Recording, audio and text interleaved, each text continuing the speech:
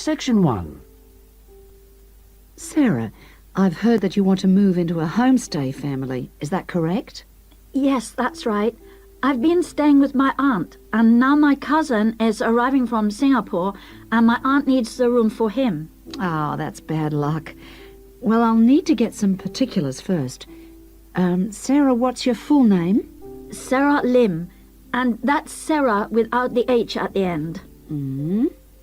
How old are you, Sarah? 23, only just. It was my birthday on the 21st of August. Happy birthday for yesterday.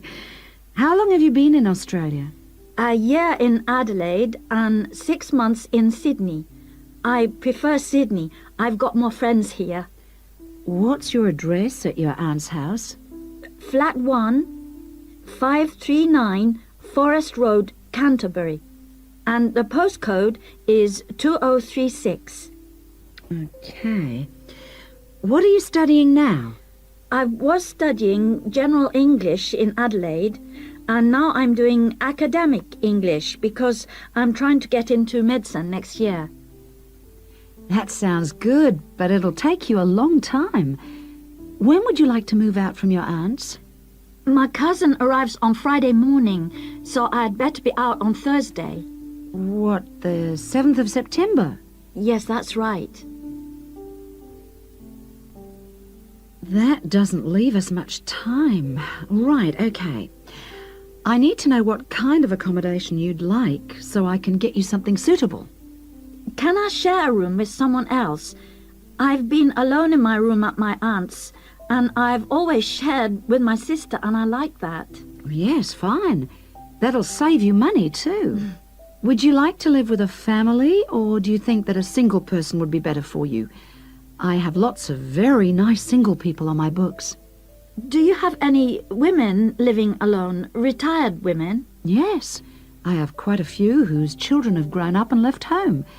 In fact, I have some really lovely retired ladies living by themselves who just love the company of students. Most of them live in flats, but that's not a problem for you, is it? Not at all. I'm used to that. My aunt lives in a flat too, remember?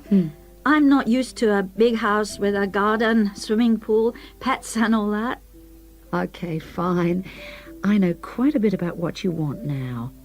I should let you know that your rent will be $160 per week. You'll have to pay me $320 as a deposit before you move in. The deposit is as insurance in case you break something. You'll need to pay monthly to me by cash or check, I don't mind. You don't need to pay for gas, electricity or water, but you will need to pay your proportion of the phone bill. Most families do that on an honour system, but you'll have to wait and see. Have you got any more questions for me? When will you know where I can go? I'll work on it now. So come and see me tomorrow, and I should have some news for you then. Thanks a lot. Goodbye. See you tomorrow. After lunch will be better for me. Okay. See you then. Bye. Section 2. Good evening. And in this week's edition of Focus on the Arts, Jane Hemington is going to fill us in on what's in store for us at this year's Summer Festival. Over to you, Jane. Thank you, Jeffrey.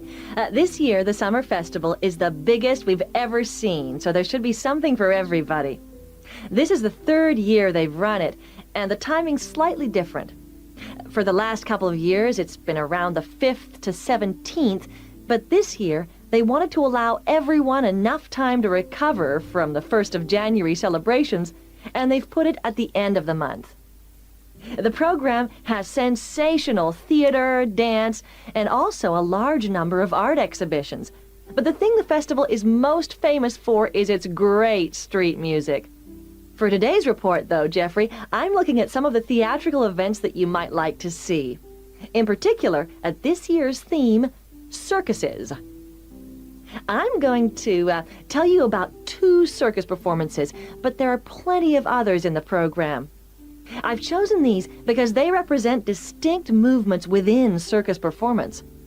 The first is the Circus Romano from Italy. As this is a traveling circus, it follows a long tradition by performing in a marquee, which is really like a canvas portable building, usually put up in a green space or car park rather than in a theater or stadium. In spite of this, Circus Romano isn't at all like the traditional circuses I grew up with. There are no animals, just very talented clowning and acrobatic routines. The show has a lot of very funny moments, especially at the beginning. But the best part is the music and lighting. They're magical. At $45, it's very expensive anyway. It's really for adult tastes. In fact, much of it would be wasted on children, so I suggest you leave them at home. The second circus performance is Circus Electrica at the Studio Theater. The purists are suggesting that this isn't a circus at all. It's a showcase for skills in dance and magic, rather than the usual ones you expect in a circus. With only 6 performers, it's a small production which suits the venue well. The studio only seats about 200 people. For my money, it's the aerial displays which are outstanding, as well as the magical tricks, features which are missing from Circus Romano. An interesting feature of the show is that the performers are so young. The youngest is only 14, but it's still well worth seeing. A good one for the whole family.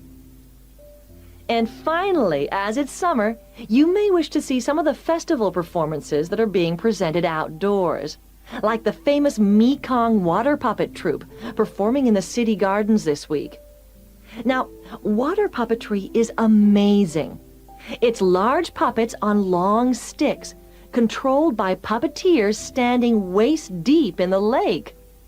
The puppets do comedy routines, and there is some terrific formation dancing. This is a fantastic show, and the best moment comes at the end, seeing the puppeteers. When the troupe walks up out of the water, you get this amazing feeling. It's really hard to believe that what you've been watching is lifeless wood and cloth. As an adult, I had a great time, but I did note that other older people in the audience weren't quite as taken with it as I was. It's a must for young children, though, and that's the audience it's really aimed at. Well, that's all I've time for today, but I'll be back next week with more news of what's worth seeing and what it's best to miss. Section 3. Hello, I'm Dawn Matthews. Yes, hello. I've been referred to you because I'm inquiring about the refresher courses that you run. I'd like to find out a bit more about them. Okay. Well, we run quite a few different short courses for students who are either returning to study or studying part-time. Tell me about your situation.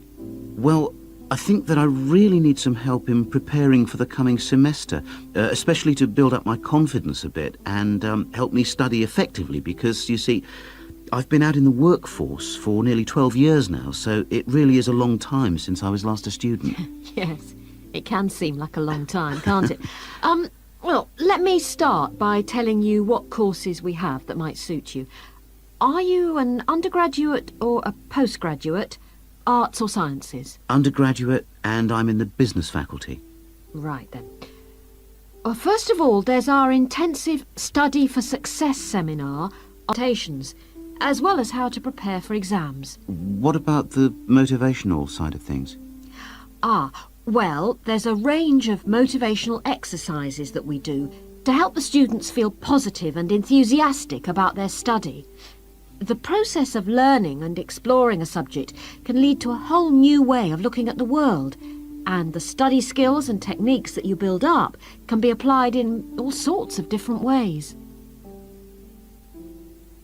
Actually, I'm very excited about the whole thing of taking up studying again, but, you know, I'm a little nervous about whether I'll manage to get everything done. I suppose it's the same for all mature students. Of course it is. Two of the key components of the course are time management and overcoming procrastination. People discover that once they learn to plan their days, all the work can be accomplished and there'll still be time for leisure. Is there an enrolment fee? Well, oh, just a minute, let's see.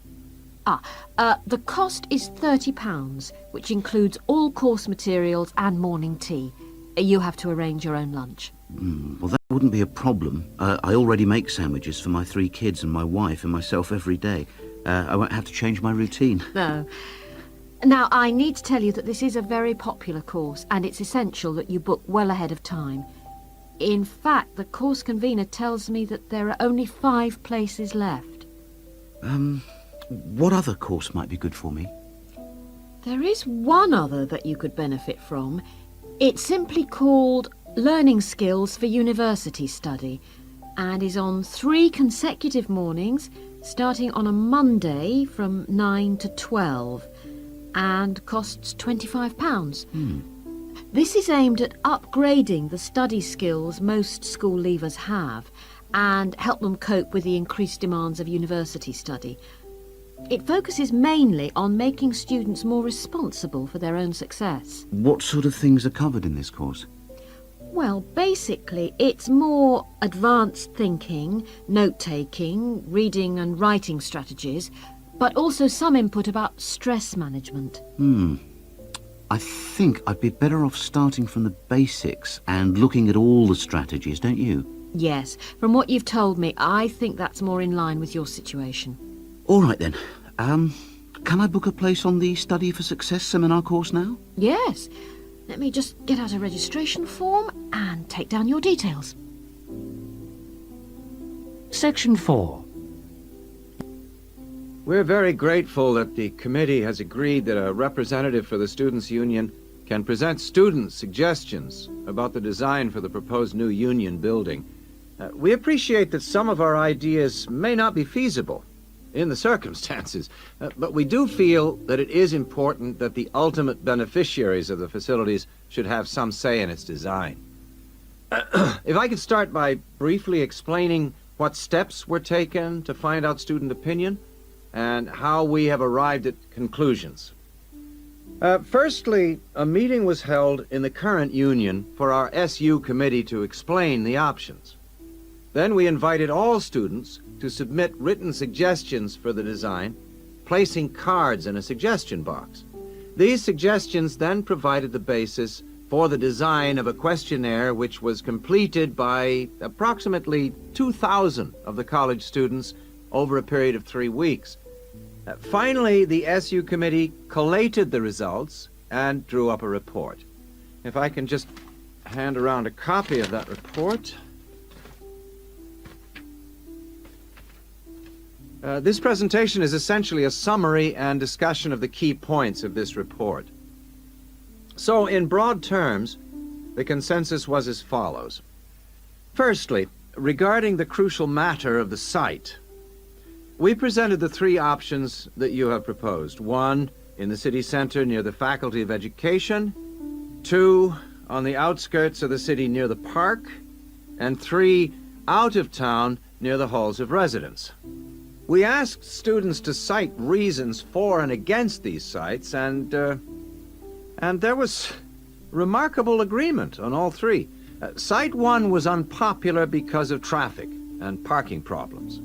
Site 2 had a number of supporters, mainly because it was close to most lecture rooms. And Site 3, out of town near the halls of residence, was clearly the most popular because of access from living quarters. It was clear that the union was mainly to be used after lectures. It was also felt that the larger site would allow more room for a choice of facilities.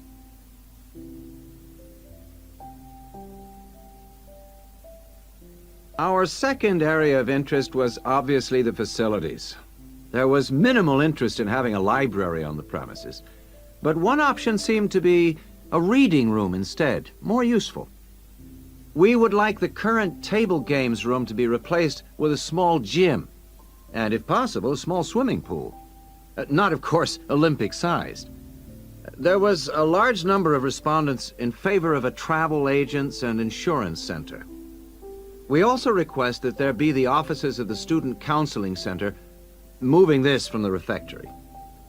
There was, however, much disagreement about whether to build a drama theater. Just over 40% of the respondents were in favor, But a largish minority were strongly against it, claiming that it is elitist and a waste of funds.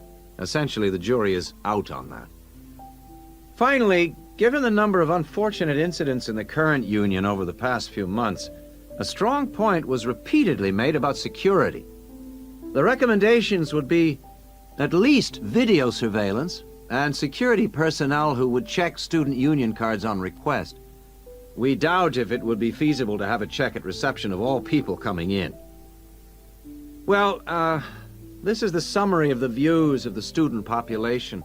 As I say, fuller details are given in our report, but I'm happy to take any questions if you have them.